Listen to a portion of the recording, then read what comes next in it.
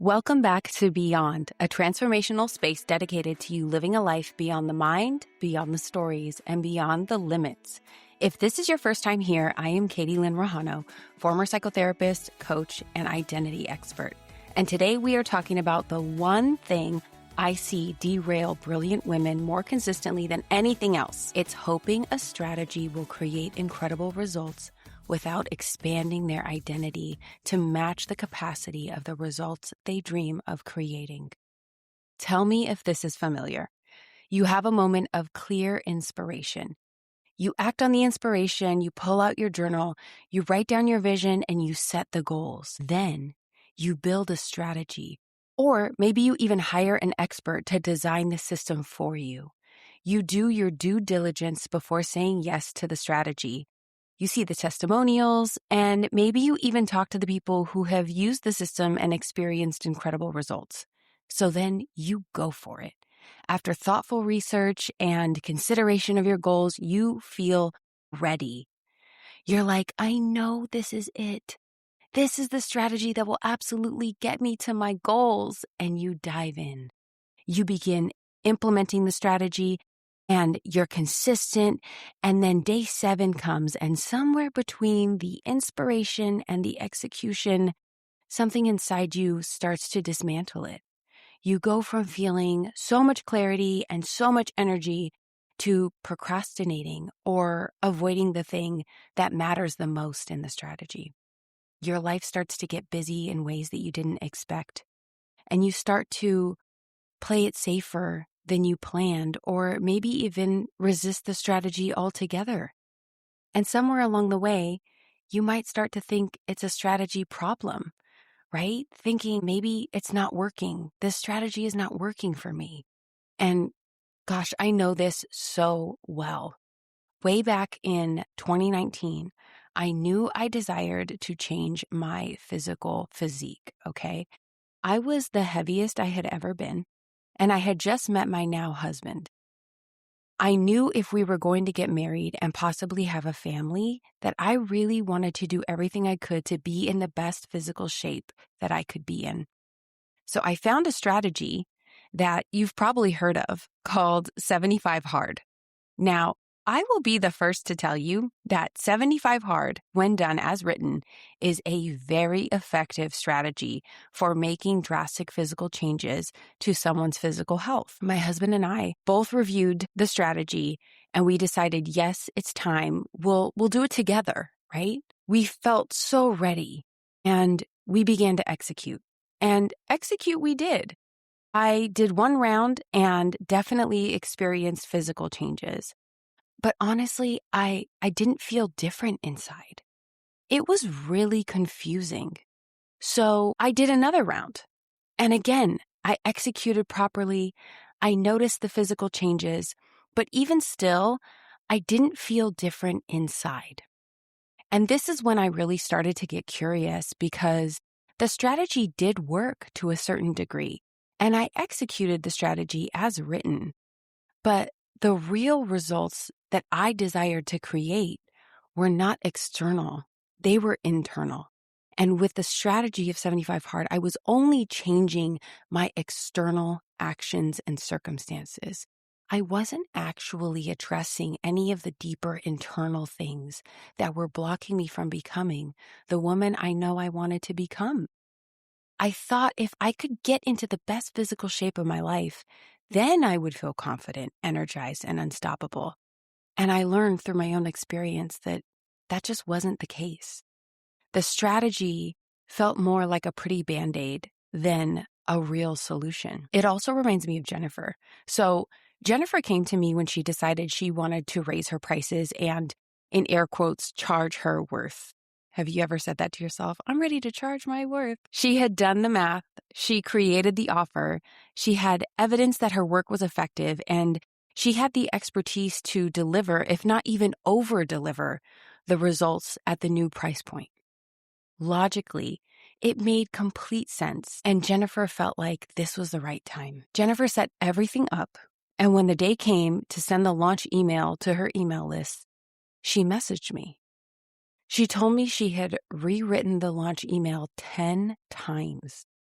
She had softened the language. She had added 3 unnecessary disclaimers, and she even considered offering an early bird discount that she had not initially planned for. I listened as Jennifer shared, and I heard her say, "Katie, I was so confident that I was ready for this next level, and I can't bring myself to press send. What is happening?"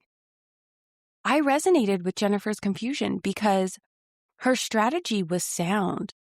But what we really got to see was that her adapted identity, the one she created to protect herself from rejection, judgment, loss, and visibility, was running the show.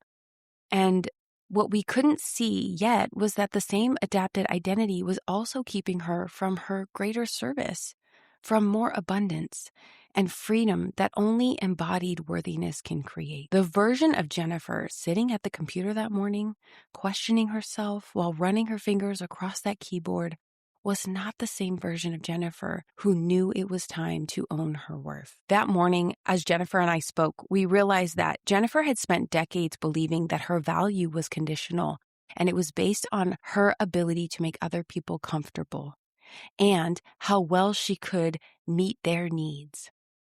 She needed to prove her worth, or at least that's what she believed. And she also believed that she needed to keep other people happy. Now, this is tricky because the strategy Jennifer was committed to implementing required that Jennifer be fully seen, that she take up more space, and that she have more exposure to new people. Proving herself or pretzeling herself to make other people happy was not a part of the strategy. In fact, it was the very thing that was stifling the strategy. And this is the crux of what we're talking about today. No strategy gets implemented without our identity directly influencing the process. And if we implement a strategy before we have taken the time to refine our identity, then the strategy will work temporarily at best and fall by the wayside at worst. In the world of beyond, our identity is what our subconscious mind and nervous system holds to be true about who we are, what we're capable of, and what we deserve, and what we regard as safe. And here's the critical thing. Your nervous system, just like your subconscious mind, cannot distinguish between the long-standing conditioned truths and reality. To your brain and your nervous system, they are the same thing. This is why a woman like Jennifer, who intellectually knows she is worth and capable of more, who can make perfectly rational cases for why she should charge double, take up more space, set the boundary, ask for what she actually needs, can also have a very difficult time initiating and sustaining these behavior changes over time because her subconscious mind and nervous system operate according to a different identity. And the subconscious mind will always have the final say when it comes to identity. Now, we all have a subconscious mind, a brain, and a nervous system. No one gets a pass on navigating identity work. If they desire to create a different experience of life or different outcomes, then they will need to embrace identity work for long-standing results. I know there are so many different perspectives out there as to how to quote unquote, manifest a new reality. And I return to the quote I shared in episode 1, which is, everywhere you go, there you are. The identity you operate with and the identity that I operate with is the common denominator. And if we know this, what do we do? What does a woman like me or Jennifer do when we realize our adapted identity is still calling the shots and every strategy seems to fall short? Do we change our thoughts? Do we listen to subliminal meditations? Do we do mindset work? Do we do somatic therapy? Or is there a book to read that has the magic solution? And what I'll tell you is all of those modalities are great in their own right and even important depending on the season of life you're in. I will be the first to tell you I've done them all and even more. You name it, I've done it. The thing I keep returning to is this: identity work. Everything we perceive, feel, and experience is only ever always filtered by what we know to be true about ourselves. Here's how this plays out in concrete terms. Think about the last time you created a goal, a real one that felt uncomfortable and stretchy, and then you watched yourself quietly question it. Maybe you thought, is it too big? Am I ready? What will they think? Is it even possible? These are all valid questions. And I have another question. What might be inspiring these questions? Because these questions are produced by an uncertain brain. When these types of questions arise, it's a signal that the brain and your nervous system are in unfamiliar territory or self-preservation mode. The version of you required to create this next chapter of your life is perceived as a threat to the identity you have walked with up until now. The mind and the body are running its survival program, which is stay familiar, stay safe, stay the woman that we already know how to be. The adapted identity is not the enemy. It was designed to protect you, but it's running software designed for results you have already created and a previous version of your life.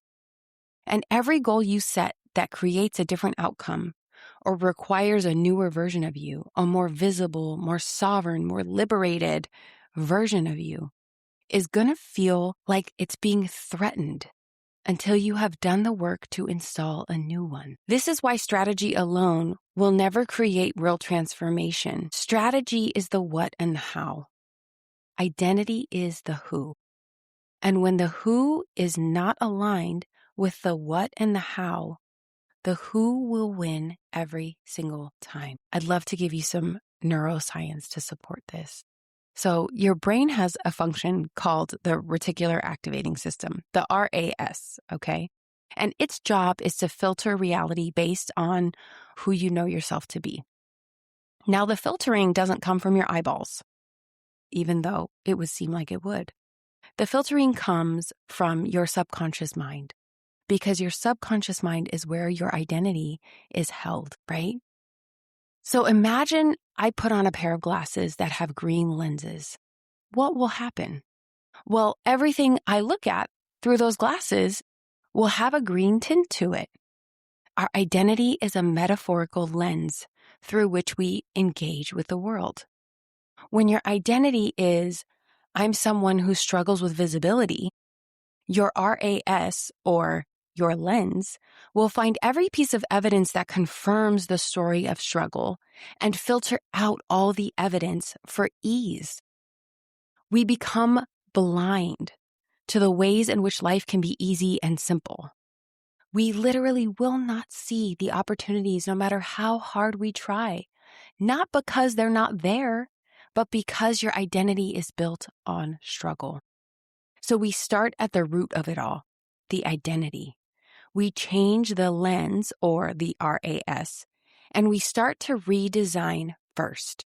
You begin to see and hear and experience evidence of the new identity. The strategy doesn't change, the filter does. And changing the filter changes everything. This is the whole architecture of phase 1 of the RED method and beyond. And here's what I want to make a note of. This is not about faking a new identity or performing confidence that you haven't earned. It's not about delusion. It is about truth. It's about getting clear and declaring the woman you are already in the process of becoming, with specificity, from your heart, and with the kind of precision that inspires your nervous system to sit up and pay attention. Then and only then can we explore strategy. Take a moment and imagine the life you desire to live, the home you desire, the way your relationships feel, the financial resources, the activities you desire to be a part of. Once you've imagined it, here are the questions I want you to sit with. The woman who has this life, what does she know to be true about herself? What are the thoughts she thinks when she wakes up in the morning? When she sees her reflection in the mirror, what does she say to herself quietly? How does she feel when a stranger gives her a compliment she did not earn? How does she respond when a stranger gives her a compliment that she did not earn? How does she navigate her emotions? And how does she show up when challenges arise? Your answers to these questions will give you a solid start on creating the identity that has the capacity to really create and receive the results you so deeply desire.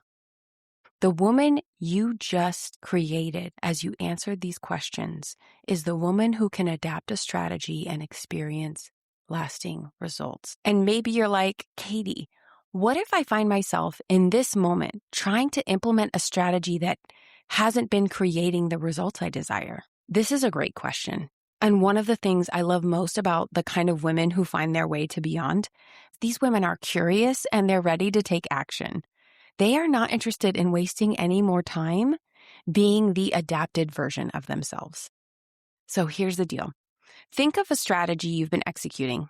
Maybe it's a marketing strategy, maybe it's a dating strategy or a weight loss strategy that has just not been working the way you really want it to. Now ask, what would I need to let go of in order for this strategy to create the results I want to experience? Notice I did not say, what do I need to do to make this strategy work?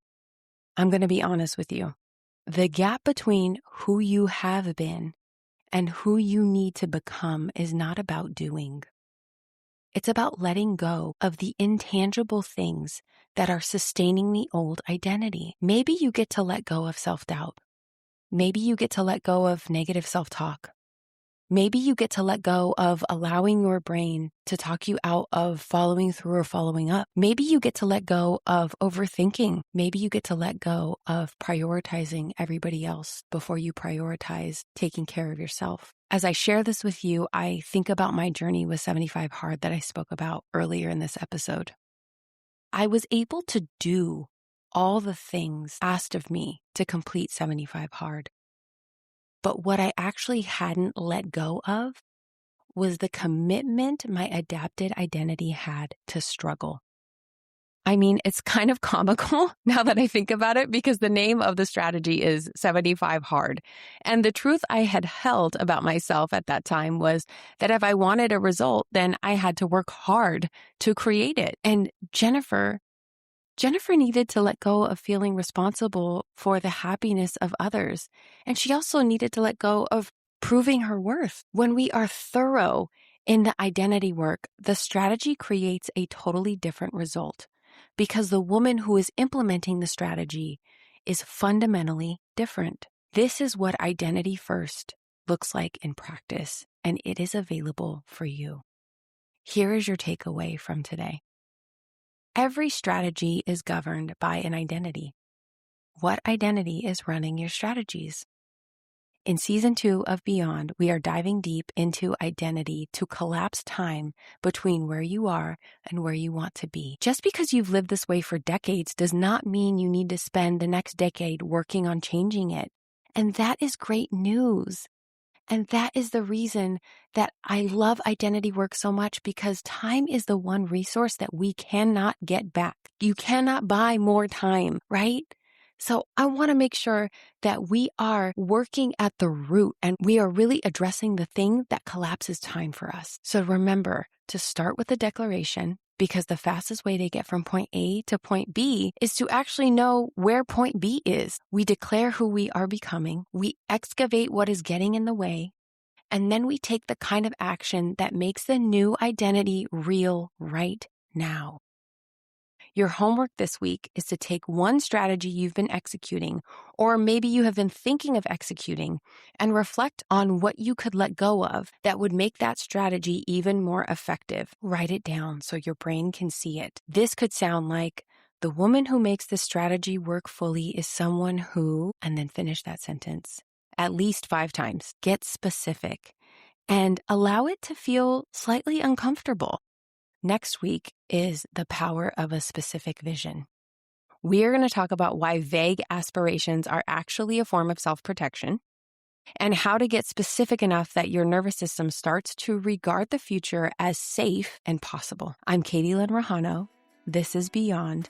And if you are ready to take action now, the Mental Mastery Framework is a daily 10-minute practice that collapses time and makes identity work sustainable. Get it now. The link is in the show notes. And if today's episode landed somewhere true for you, Then be generous and share it with a woman that you would love to see win alongside you. Take this week to go beyond the mind, beyond the stories, and beyond the limits. I will see you next Friday for episode 3.